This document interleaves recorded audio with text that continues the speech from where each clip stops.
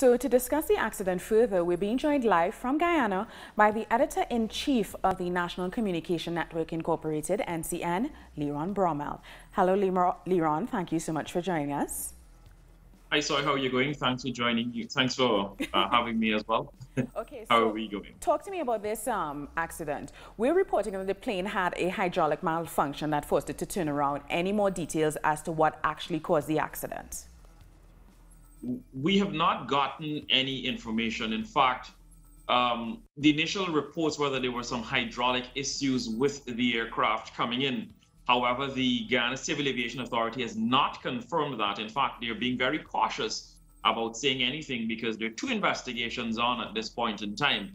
A local investigation by the Civil Aviation Authority here, as well as that, an international, which is going to be done by the NTSB from the US, of course. Their investigator has been identified. He is not in the country at this point in time. We don't have an exact time for when that investigator or a team is going to be here.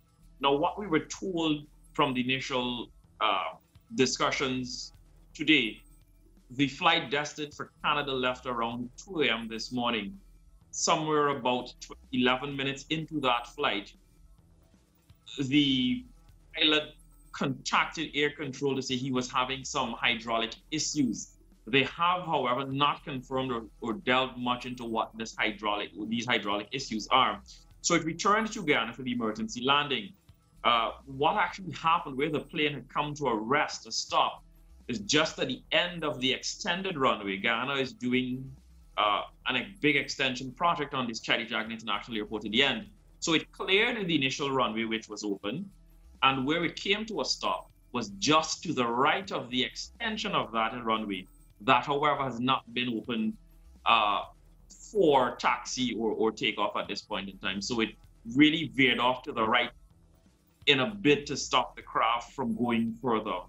If you would have seen from the video earlier, where its nose is at, if you missed it by about another 20 to 30 feet, then that aircraft would have gone downhill. And we saw, we are reporting that a sandbank actually stopped the aircraft. So talk to me a little bit about the damage to the airport. Is the airport operating as normal, or have flights had to be limited? Well, the first flight that was scheduled to leave Guyana after this Flight Jamaica flight was a Caribbean Airlines flight to Trinidad that leaves every morning at around 5:35 a.m. That flight was delayed like about 2 hours because they had to lock down. The systems kicked into place, so they locked down the entire aerodrome. That flight went out from about 7:30, about 2 hours later. All other flights that were supposed to land from around 6 a.m. that morning, Caribbean Airlines actually kept its planes, diverted 2 of its planes to Caribbean Islands to land, but there was limited use. The airport is back up and running. Where the aircraft is actually, where it came to rest, will not in essence affect the original length of the runway where the planes usually land. So with the area cordoned off, planes can come and go as normal. Now, it's a few hours since the accident. 6 persons initially were reported as injured from a passenger load of 118. How are they doing, and what is the status of the other passengers, and when will they be able to leave Guyana? Well, the initial count was 6 persons. At the last press briefing we got with the Minister of Public Infrastructure, David Patterson, as well as members of the Aviation Authority and Security Services here in Guyana, 10 persons were taken to hospital from this aircraft. The injuries, from what we understand, are not life-threatening injuries, but they're injuries consistent with persons deplaning via the chutes. So what they're actually monitoring persons for would be any spinal injury at this point in time from coming down the chutes when they were deployed for them to deplane. We are not sure of the nationalities of those who were taken to. So 10 persons were taken to the Diamond Diagnostic Center, which is on the way to the city in Georgetown from the Cheddi-Jagan International Airport. 7 were then taken from there and transferred to the Guyana Public Hospital Corporation, which is the biggest hospital, public hospital in the country, where they were there for observation.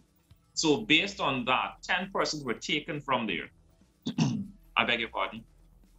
Some persons immediately off the flight, like the diabetics and those who may have had pre-existing conditions for hypertension, and so they were treated on the spot, because remember, during the deplaning process, they were not allowed to take any of their belongings. So they pretty much had to exit the plane without their medication or whatever they needed. At that point in time, the director of medical director, Dr. Shamdeo Prasad, was sourcing whatever medication was needed for those persons at that point in time. But at this point of our latest update, none of the injuries were or are life-threatening at this point in time.